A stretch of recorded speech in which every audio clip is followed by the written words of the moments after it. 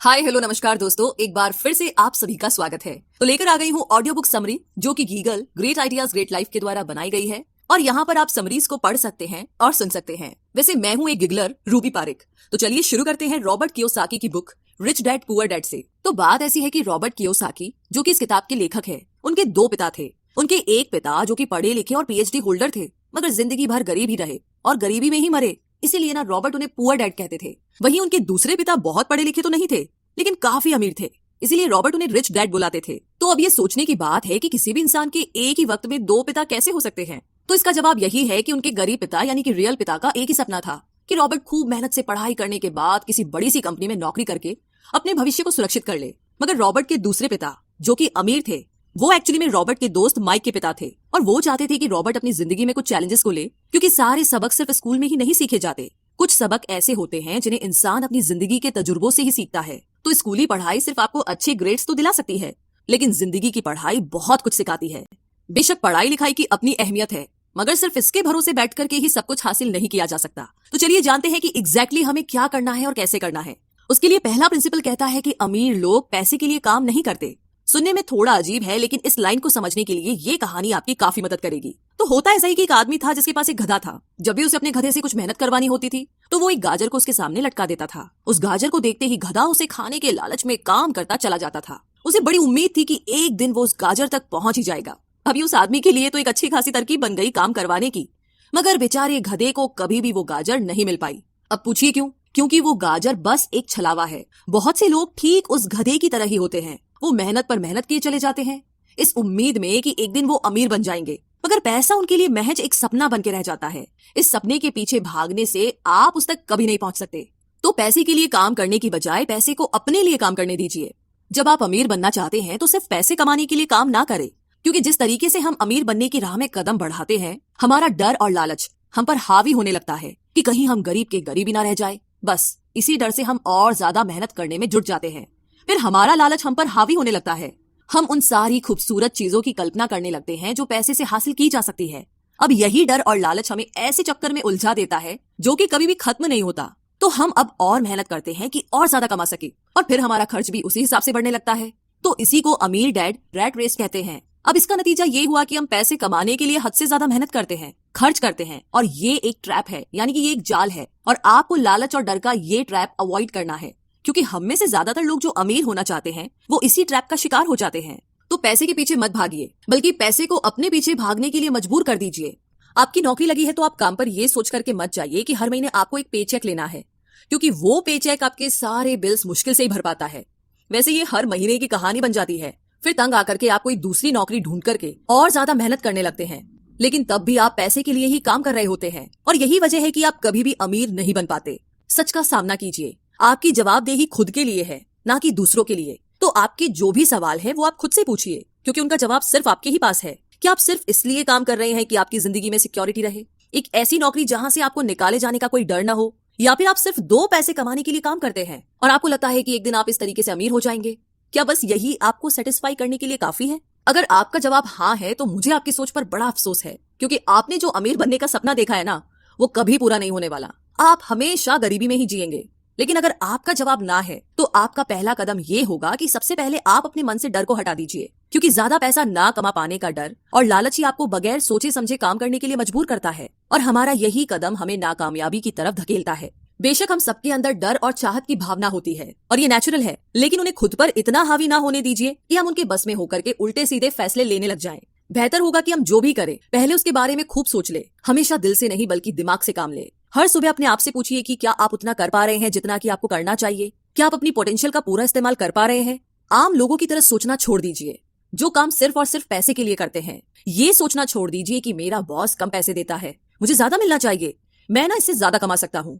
एक बात याद रखिए, आपकी परेशानियों के लिए सिर्फ आप जिम्मेदार है, कोई और नहीं। बॉस अगर आपकी सैलरी को नहीं बढ़ा रहा है तो उसे इल्जाम मत दीजिए, टैक्स को इल्जाम मत दीजिए। जब आप खुद की प्रॉब्लम्स की जिम्मेदारी लेते हैं तो सिर्फ आप ही उसका हल निकाल सकते हैं। और यही वो पहला सबक और पहला प्रिंसिपल है जो कि अमीर डैड ने रॉबर्ट को सिखाया। इस सबक का एक पार्ट ये भी था कि अमीर डैड ने उन्हें एक कन्वीनियंस स्टोर में काम करने पर लगा दिया।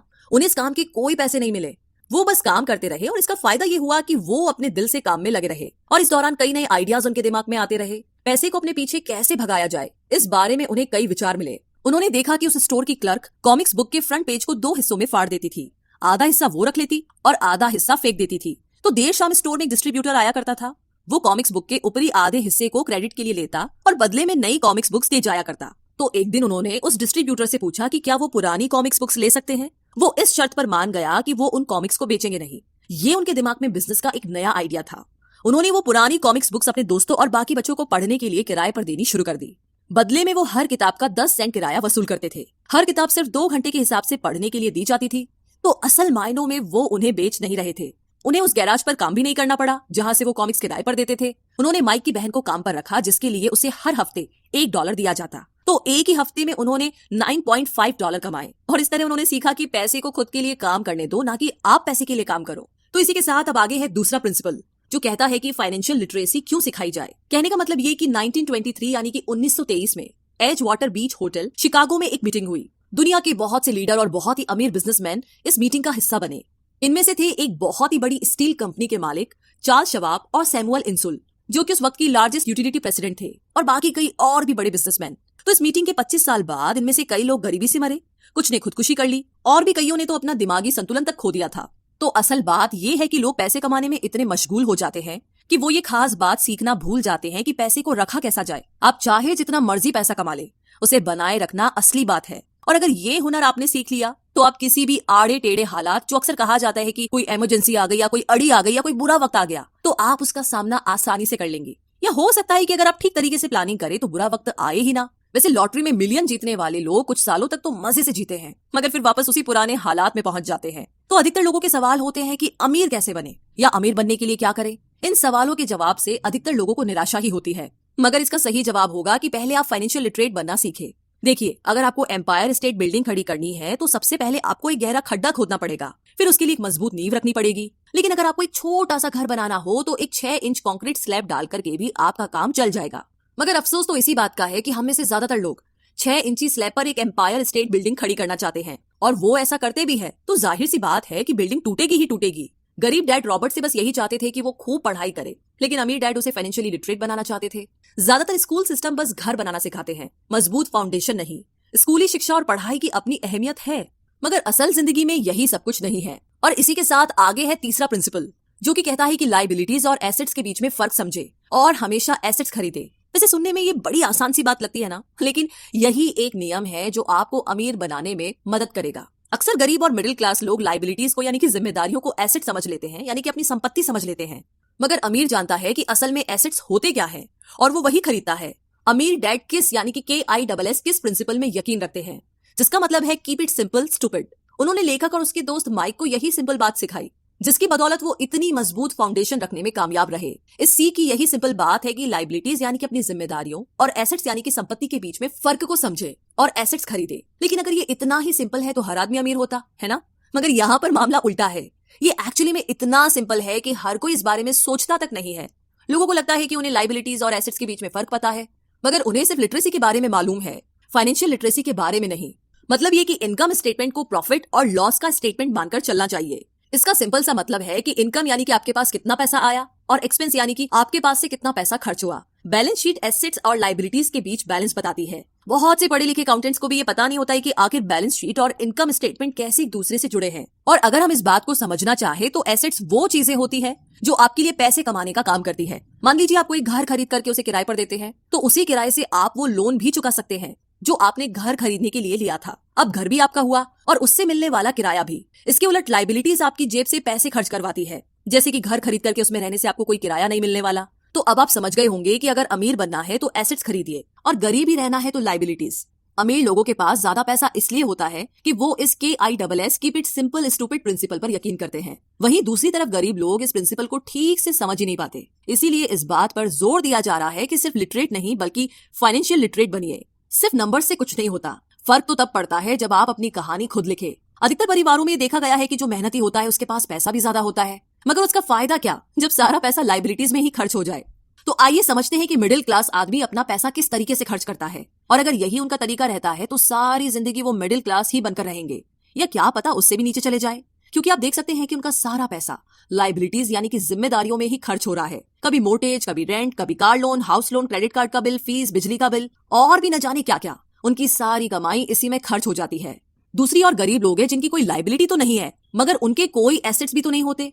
वो भी पैसा कमाते हैं, सैलरी पाते हैं, मगर हर रोज के खर्चों में उनका सारा पैसा उड़ जाता है। माना कि एक गरीब आदमी $1000 कमाता है, उसमें से $300 वो अपने छोटे से घर के किराए में खर्च करता है, $200 उसके आने जाने का किराया, $200 टैक्स और $200 खाने और कपड़ों में खर्च हो जाता है।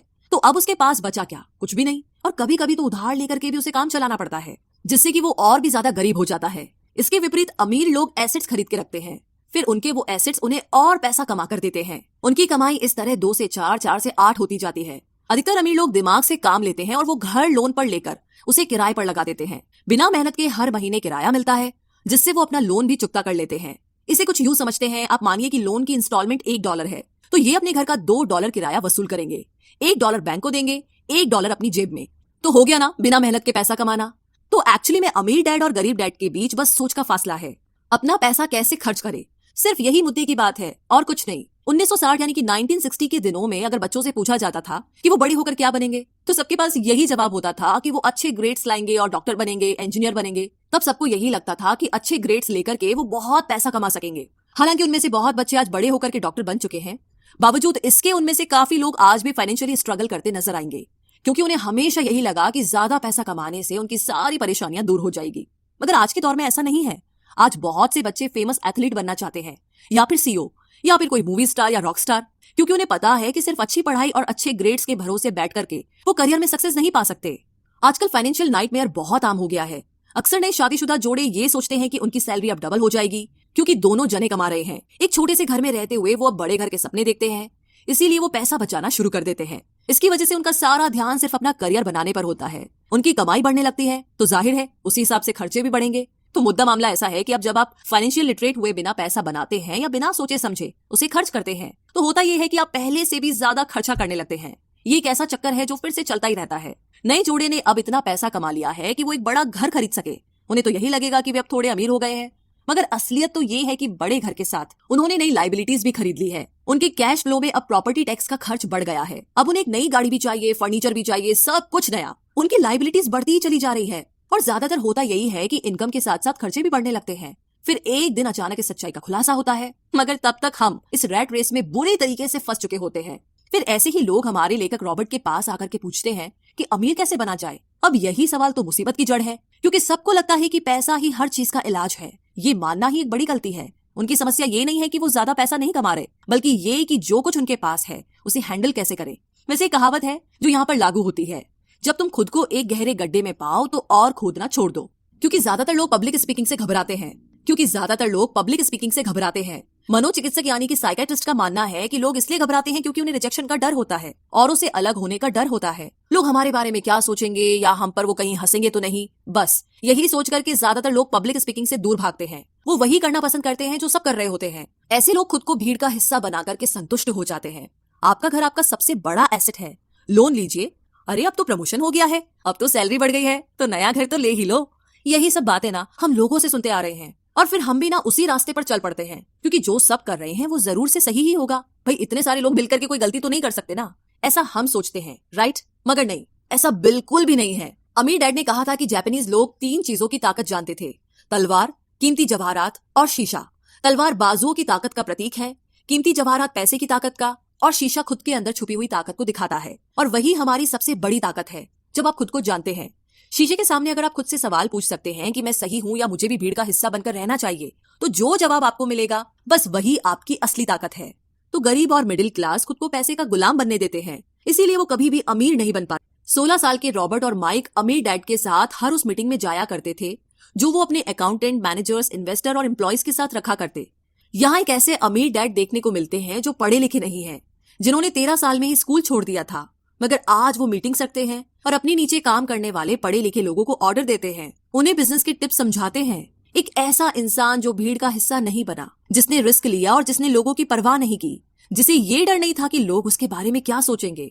इन मीटिंग्स का नतीजा ये हुआ कि लेखक और उनका दोस्त दोनों ही स्कूली पढ़ाई में मन नहीं लगा पाए। जब भी उनकी टीचर कोई काम देती थी, उन्हें रूल्स के हिसाब से करना होता था, तो उन्हें एहसास हुआ कि स्कूली पढ़ाई किस तरीके से बच्चों की प्रतिभा को निखरने नहीं देती, उसे दबा देती है। उनकी क्रिएटिविटी को मार कर उन्हें एक सांचे में ढालकर इस समाज का एक मशीनी हिस्सा भर बना देती है। और उन्हें टीचर की इस बात से भी इनकार था कि अच्छे ग्रेड्स ला करके ही सक्सेसफुल और अमीर बना जा सकता है। वैसे एक दिन रॉबर्ट की अपने गरीब डैड से बहस हो गई। उनके पिता का मानना था कि उनका घर उनके लिए सबसे बेस्ट इन्वेस्टमेंट है, मगर वो एक रेट रेस में भाग रहे थे। उनकी इनकम और खर्चे बराबर ही थे। उन्हें पूरा करने के लिए उनके पास एक पल की भी फुर्सत नहीं थी। यही बात रॉबर्ट उन्हें समझाना चाह रहे थे कि उनके पिता के लिए वो घर एसेट नहीं बल्कि लाइबिलिटी है। घर पर उनके पैसे खर्च हो रहे थे, बदले में मिल कुछ नहीं रहा था। ये बात उनके गरीब डैड नहीं समझ पा रहे थे। तो बस यही फर्क था गरीब और अमीर डैड के बीच में। खैर, उनकी बहस तो चलती रही। उन्होंने अपने गरीब पिता को बताया कि अधिकतर लोगों की जिंदगी लोन चुकाने में ही निकल जाती है। जिस घर को वो खरीदते हैं उसके लिए वो 30 साल तक लोन भरते हैं, फिर एक और बड़ा घर लेते हैं और अपना लोन रिन्यू कराते हैं। अब घर की कीमत भी उसी हिसाब से बढ़ेगी या नहीं, ये निर्भर करता है। कुछ लोग ऐसे भी हैं जिन्होंने घर खरीदने के लिए एक बड़ी रकम ली थी, जितनी घर की कीमत नहीं थी। उससे ज्यादा कर्ज उनके सर पर चढ़ गया। इसका सबसे बड़ा नुकसान लोगों को ये होता है कि वो बाकी जगह इन्वेस्टमेंट नहीं कर पाते, क्योंकि उनका सारा पैसा उस घर पर लगा है। उन्हें कभी इन्वेस्टमेंट करने का मौका ही नहीं मिल पाता और ना ही वो इस बारे में कुछ सीख पाते हैं। और इसी तरीके से कई एसेट्स उनके हाथों से निकल जाते हैं। अगर इसके बदले लोग सिर्फ एसेट्स पर ध्यान दे तो उनका फ्यूचर कहीं ज्यादा बेहतर हो सकता है। अब उदाहरण के लिए रॉबर्ट की पत्नी के पेरेंट्स एक बड़े से घर में शिफ्ट हो गए। उनका सोचना था कि अपने लिए बड़ा और नया घर लेना एक सही फैसला है, क्योंकि बाकियों की तरह उन्हें भी घर लेना एक एसेट्स लगता था। मगर वो ये जानकर के हैरान रह गए कि उस घर का प्रॉपर्टी टैक्स $1000 था। ये उनके लिए एक बहुत ही बड़ी कीमत थी, और क्योंकि वो रिटायर हो चुके थे तो इतना पैसा टैक्स के रूप में भरना उनके रिटायरमेंट बजट के बाहर था। बेशक हम ये नहीं कह रहे कि आप एक नया घर ना ले, बल्कि हम समझाना चाहते हैं कि जितने पैसे से आप एक बड़ा घर लेंगे उतने पैसे आप किसी एसेट में इन्वेस्ट करें तो बेहतर होगा।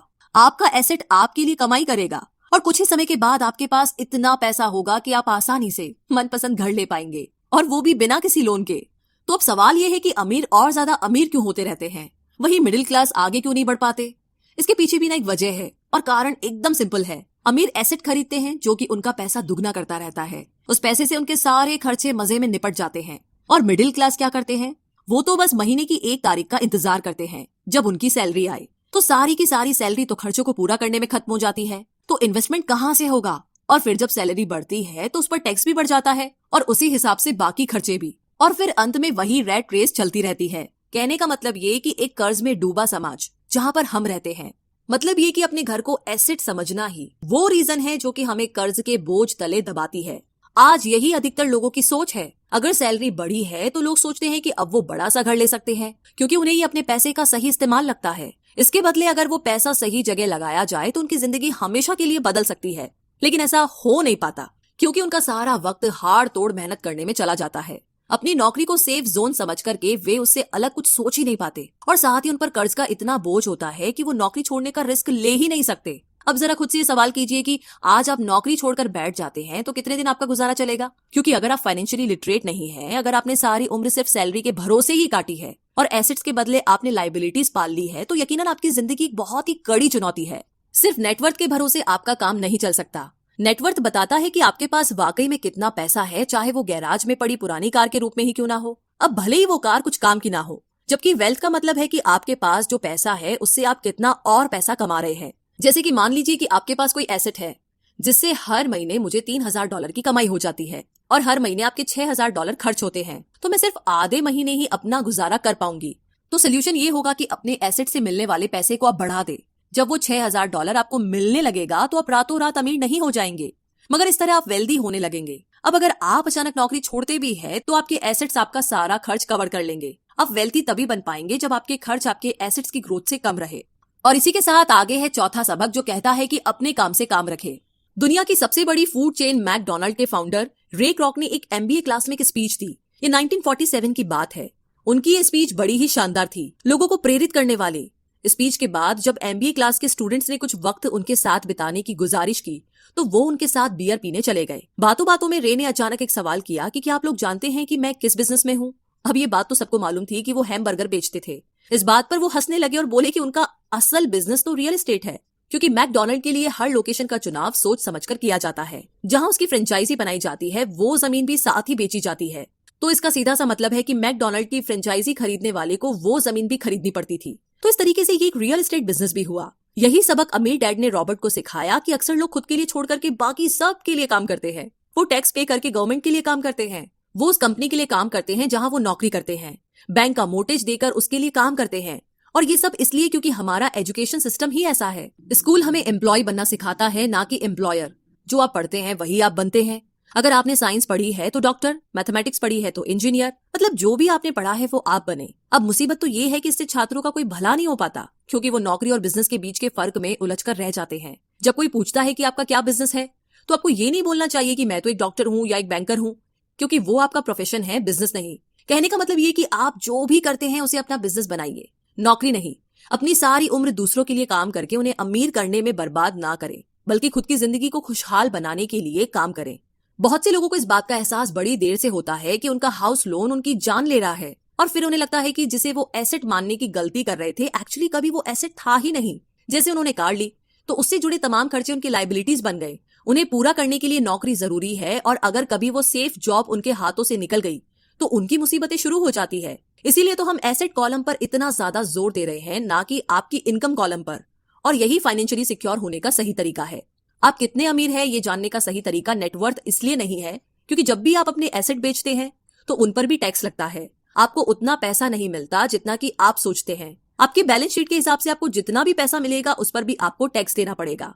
ये किताब आपको कभी ये सलाह नहीं देगी कि आप अपनी नौकरी छोड़े। आप अपनी नौकरी करते रहिए, पर साथ ही एसेट्स भी खरीदते रहिए। और एसेट से मेरा मतलब है सही और असली मायने में एसेट्स। मैं ये नहीं कहूंगी कि आप कोई कार लीजिए, क्योंकि वो मेरी नजर में एसेट यानी कि संपत्ति नहीं है, क्योंकि जैसे ही आप उसे चलाना शुरू करते हैं वो अपनी कीमत का 25% खो देती है। अब किस तरह के एसेट्स खरीदे जाने चाहिए, यहाँ हम आपको कुछ उदाहरण देते हैं। ऐसा बिजनेस जहाँ आपकी मौजूदगी जरूरी ना हो, जो दूसरे लोग आपके लिए चलाएं, क्योंकि आप वहां पर ज्यादा वक्त देंगे तो वो बिजनेस नहीं नौकरी होगी। दूसरा है रियल एस्टेट में पैसा लगाए। तीसरा है स्टॉक और बॉन्ड खरीदे। तो जब एसेट खरीदे तो अपनी पसंद की चीजों पर पैसा लगाए, क्योंकि आपका मन होगा तभी आप उस पर ध्यान दे पाएंगे। अगर उसमें आपकी रुचि होगी तो आप उसे बेहतर समझ पाएंगे। रॉबर्ट को रियल एस्टेट और स्टॉक्स में रुचि थी, खासकर छोटी कंपनीज में इन्वेस्ट करना। अपने अमीर डैड की सलाह पर उसने अपनी नौकरी कभी नहीं छोड़ी।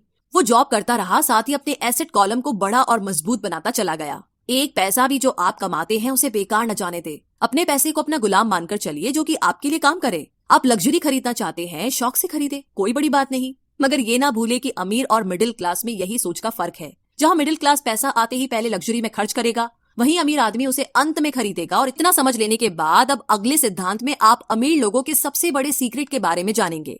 तो चौथा सिद्धांत कहता है कि अमीर पैसा इन्वेंट करते हैं।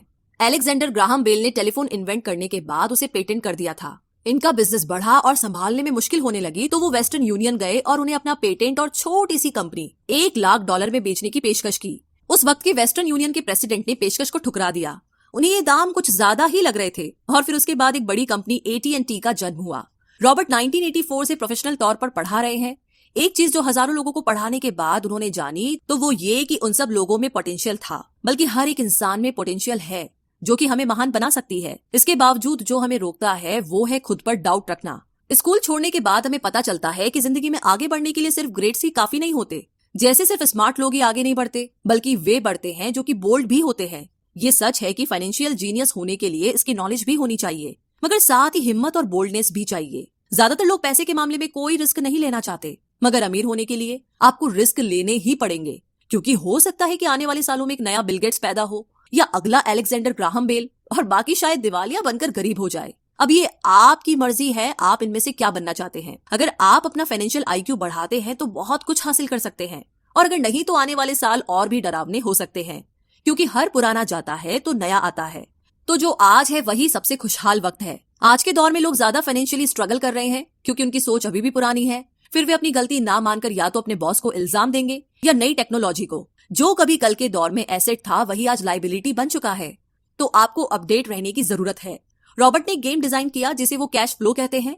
ये लोगों को सिखाता है कि पैसा कैसे काम करता है, अमीर बनने की राह क्या है और रैट रेस से बाहर कैसे निकले। ये सारी चीजें इस गेम से समझाने की कोशिश की गई है। एक दिन एक औरत आई। गेम खेलने के दौरान उसने एक बोट कार्ड जीता, जिसका मतलब था कि उसने उस गेम में एक बोट जीती। वो औरत बड़ी खुश हुई, मगर जब उसे पता चला कि बोट लेने के लिए तो उसे एक बड़ी रकम टैक्स भरनी होगी, तो उसकी खुशी गायब हो गई। वो बोट उसके लिए अब एसेट नहीं बल्कि लाइबिलिटी बन गई। उसे पता चला कि ऐसे तो ये बोट उसकी जान ही ले लेगी।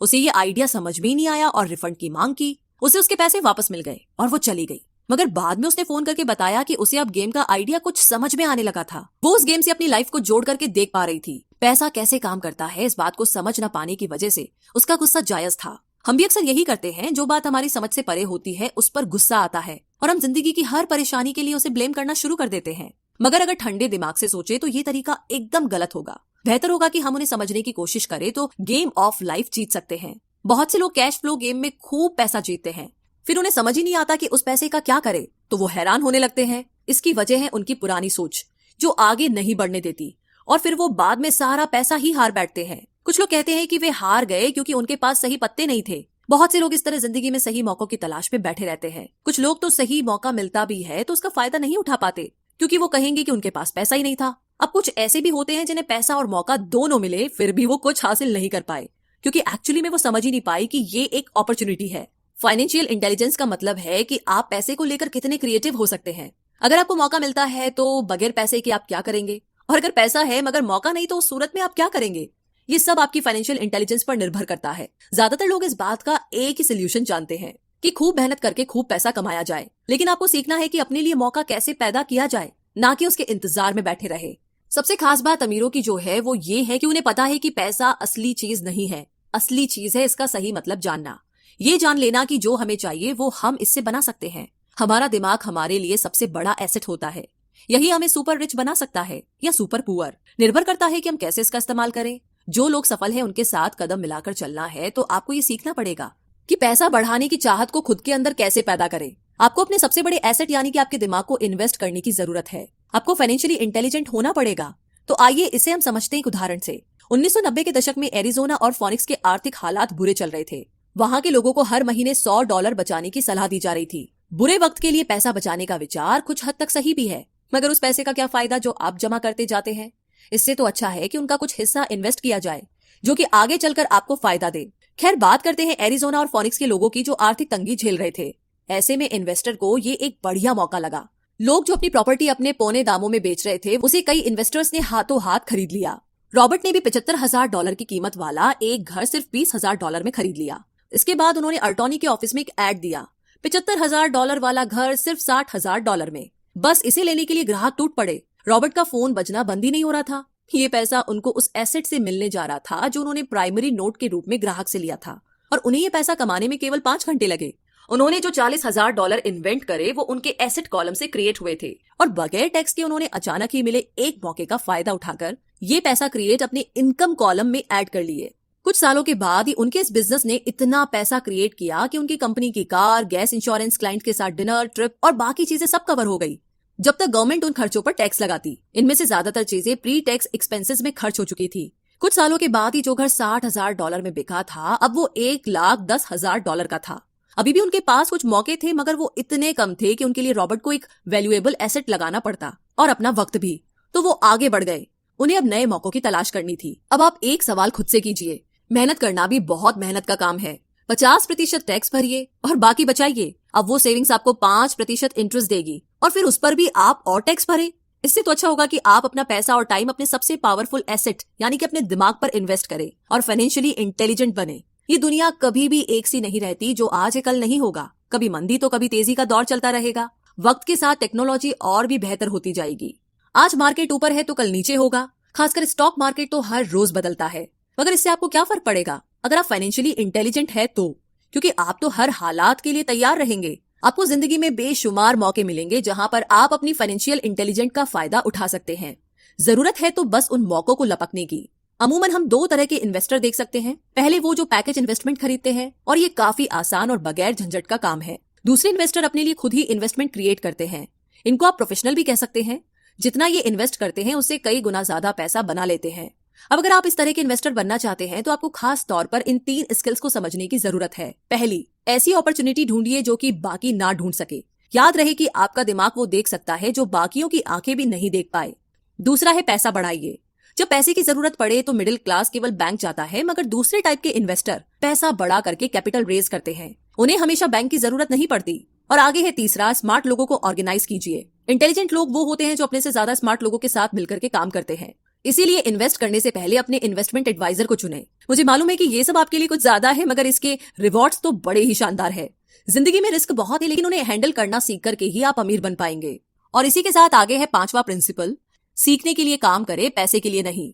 तो बात ऐसी है कि एक बार एक जर्नलिस्ट ने रॉबर्ट का इंटरव्यू लिया था। रॉबर्ट उसके आर्टिकल पहले भी पढ़ चुके थे और उस जर्नलिस्ट के लिखने की स्टाइल से बहुत ही प्रभावित थे। इंटरव्यू जब पूरा हुआ तो उस जर्नलिस्ट ने रॉबर्ट को बताया कि वो एक मशहूर लेखिका बनकर उनकी ही तरह एक दिन फेमस होना चाहती है। तो रॉबर्ट ने उससे पूछा, तो ऐसा क्या है जो उन्हें मशहूर होने से रोक रहा है? इस सवाल के जवाब में उस जर्नलिस्ट ने कहा, उनकी जॉब आगे नहीं बढ़ पा रही है। इस पर रॉबर्ट ने सुझाव दिया कि उस जर्नलिस्ट को कोई सेल्स क्लास ज्वाइन कर लेनी चाहिए। जर्नलिस्ट ने बताया कि उनकी एक दोस्त उन्हें पहले ही ये ऑफर दे चुकी है, मगर उन्हें ये छोटा काम लगता है। वो ये भूल गई थी कि रॉबर्ट खुद कभी सेल्स स्कूल जा चुके थे। तो इस बात का पॉइंट ये है कि अगर आपके पास कोई टैलेंट है जिसके दम पर आप कुछ पैसा कमाना चाहते हैं, तो आपका टैलेंट काफी नहीं होगा, क्योंकि उस टैलेंट को कैसे भुनाया जाए, जब तक आप ये बात नहीं जानते, आपका टैलेंट यूं ही बेकार है। जब तक आप उसे लोगों के सामने पेश करने का हुनर नहीं सीख जाते, आप कुछ नहीं कमा सकते। तो बेचने की कला सीखने में कोई शर्म की बात नहीं है। किसी भी सेल्समैन को इसके लिए शर्मिंदा नहीं होना चाहिए। एक जो सबसे बड़ा फर्क अमीर डैड और गरीब डैड के बीच में था, वो ये कि गरीब डैड हमेशा नौकरी की चिंता करते थे कि जॉब हमेशा सिक्योर रहे, क्योंकि एक सेफ जॉब ही उनके लिए सब कुछ थी। जबकि अमीर डैड हमेशा सिर्फ और सिर्फ कुछ सीखने पर जोर देते थे। अमीर बनने के लिए आपको बहुत कुछ सीखना पड़ेगा। इसके अलग पहलू को देखें तो स्कूल हमें रिवॉर्ड करते हैं किसी एक ही खास चीज में महारत के लिए। इसका एक उदाहरण देखिए, जब डॉक्टर मास्टर की डिग्री लेते हैं तो उसके बाद किसी एक स्पेशल फील्ड में डॉक्टरेट करते हैं, जैसे कि पीडियाट्रिक या कुछ और। मतलब एक छोटे से विषय पर उन्हें बहुत पढ़ना पड़ता है उस फील्ड में महारत के लिए, और यही उनका रिवॉर्ड होता है। ऐसे ही बहुत कुछ जानने के लिए जो थोड़ा बहुत आप सीखते हैं, वो जब आप अलग अलग कंपनीज के लिए काम करेंगे, दुनिया की अलग अलग चीजों को जानेंगे, चीजें कैसे काम करती है, ये सभी बातें अनुभव करेंगे, तभी आपकी नॉलेज बढ़ेगी। शायद यही वजह थी कि अमीर डैड छोटे रॉबर्ट और माइक को अपने साथ लेकर जाते थे जब वे अपने डॉक्टर, अकाउंटेंट्स, लॉयर या किसी प्रोफेशनल से मिलने जाते। जब रॉबर्ट ने मैरिन कॉर्प्स ज्वाइन करने के लिए अपनी हाई पेइंग जॉब छोड़ी, तो उसके गरीब मगर पढ़े लिखे पिता समझ नहीं पा रहे थे कि रॉबर्ट ने ऐसी शानदार नौकरी क्यों छोड़ी। वे एक अलग तरह से इस फैसले से सख्त निराश हुए। रॉबर्ट ने उन्हें समझाने की हर मुमकिन कोशिश की कि उनका ऐसा करना क्यों जरूरी था, मगर उन्हें तो ये बात हजम ही नहीं हो रही थी। रॉबर्ट ने उन्हें कहा कि वो सीखना चाहते हैं कि खुले आसमान में कैसे उड़े। उन्हें जानना था कि वर्कर्स की टीम को कैसे हैंडल किया जाए। किसी भी कंपनी को अपने बलबूते पर चलाना कितना मुश्किल काम है। रॉबर्ट ये सब सीखना चाहते थे। वियतनाम से लौटने के बाद रॉबर्ट ने अपनी जॉब से रिजाइन कर दिया और जेरोक्स कॉर्प्स को ज्वाइन कर लिया। उन्हें ये नौकरी किसी फायदे के लिए नहीं चाहिए थी। वो इतने शर्मीले थे कि किसी को कुछ भी बेचने के ख्याल से ही उन्हें पसीना आ जाता। अपनी इसी कमी को दूर करने के लिए उन्होंने जेरोक्स के सेल्स ट्रेनिंग प्रोग्राम की शिक्षा ली। इसके बाद रॉबर्ट ने खुद अपनी कंपनी की शुरुआत की और अपना पहला शिपमेंट भेजा। वे अगर इसमें नाकामयाब रहते तो पक्का दिवालिया हो जाते, लेकिन उन्होंने ये रिस्क लिया और अपने अमीर डैड की सीख को याद रखा कि बेशक आप 30 की उम्र से पहले दिवालिया होने का रिस्क ले सकते हो, क्योंकि इस उम्र में आपको रिकवर होने का मौका भी मिल जाता है। ज्यादातर एम्प्लॉय अपने वर्कर्स को इतना तो पे करते हैं कि वो काम छोड़कर ना जाए, और ज्यादातर वर्कर भी जी फाड़ करके इसलिए मेहनत करते हैं कि वे काम से निकाले ना जाए। इसीलिए तो उन्हें सिर्फ अपनी सैलरी और कंपनी से मिलने वाले फायदों से ही मतलब होता है। इस सोच के साथ उनके कुछ साल तो बढ़िया गुजरते हैं, मगर ये लंबे समय तक काम नहीं करता। तो क्यों ना आप वो सब कुछ अभी सीखें जो आप सीखना चाहते हैं, इससे पहले कि आप कोई एक खास प्रोफेशन अपने लिए चुने, क्योंकि अगर एक बार आपने अपना प्रोफेशन चुन लिया तो आप हमेशा के लिए उसी में बंद कर रह जाएंगे। तो दोस्तों, इसी के साथ ये समरी यहीं पर समाप्त होती है।